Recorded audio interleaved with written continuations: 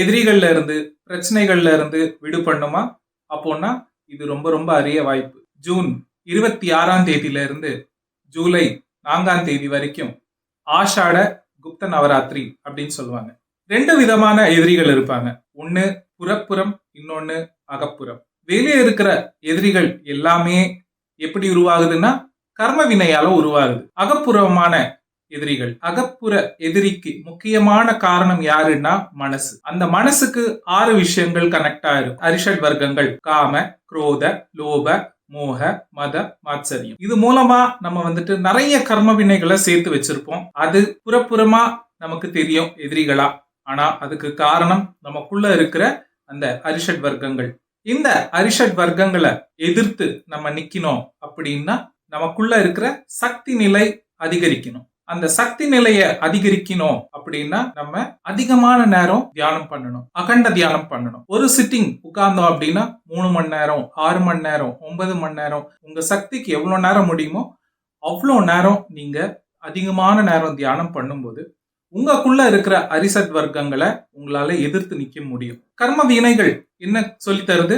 ஞானத்தை சொல்லி கொடுக்கும். அந்த ஞானம் உங்க உள்ள இருந்தே நீங்க அந்த ஞானத்தை அடைஞ்சிங்க அப்படின்னா வெளிப்புறமா இருக்கிற பிரச்சனைகள் எல்லாமே ஈஸியா கிளியர் ஆயிடும். நிறைய பேருக்கு சொத்து பிரச்சனை, இடம் பிரச்சனை, காசு கொடுத்து ரிட்டர்ன் வராம இருக்கும். இது எல்லாமே இது காரணம் என்ன அப்படின்னா நம்மளுடைய கர்ம வினைகள். இந்த கர்ம வினைகளை நம்ம தியானம் மூலமா, ஞானம் மூலமா நம்ம அந்த கர்ம வினைகளை எல்லாத்தையும் போக்கிக்கிட்டோம் அப்படின்னா, அதாவது அகப்புறமா நம்ம ஒர்க் பண்ணிட்டோம் அப்படின்னா புறப்புறமா இருக்கிற பிரச்சனைகள் எல்லாமே கிளியர் ஆயிடும். நிறைய பேருக்கு ஹெல்த் இஷ்யூஸ் எல்லாம் இருக்கும். ஹெல்த் இஷ்யூஸ் கூட சீக்கிரமா ஈஸியா குணமாயிடும். இந்த ஆசாட நவராத்திரிகளை நம்ம ஒழுங்கா பயன்படுத்திக்கலாம். இந்த பதிவை எல்லாருக்கும் அனுப்புங்க.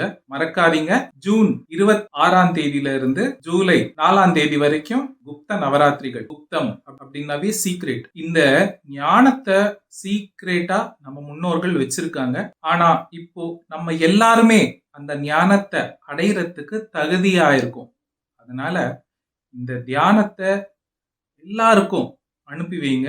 முக்கியமா இந்த 9 நாட்கள் நம்ம எவ்வளோக்கு எவ்வளோ தியானம் பண்றோமோ அவ்வளோக்கு அவ்வளோ நம்மளுடைய கர்ம வினைகள் கிளியர் ஆகும். அதனால எல்லாரும் அகண்ட தியானம் பண்ணுங்க, விக்ரஸா மெடிடேட் பண்ணுங்க, நிறைய நேரம் தியானம் பண்ணுங்க. அதை போல தியானம் பண்ணும்போது ஞானம் அடையும். ஞானம் அடைஞ்சால் முக்தி கிடைக்கும். முக்தி அப்படின்னா நம்மளை சுத்தி இருக்கிற பிரச்சனைகள் எல்லாத்துக்குமே முக்தி. நிறைய பேர் வந்துட்டு கோர்ட்டு கேஸ் பிரச்சனையால அவஸ்தப்பட்டு இருப்பாங்க. அது எல்லாமே சீக்கிரமா ஈஸியா கிளியர் ஆயிடும். எதிரிகள் அப்படின்னு சொல்லி இருப்பாங்க நிறைய பேர் வெளியே. ஸோ அவங்க எல்லாருமே வந்துட்டு விலகி போயிடுவாங்க.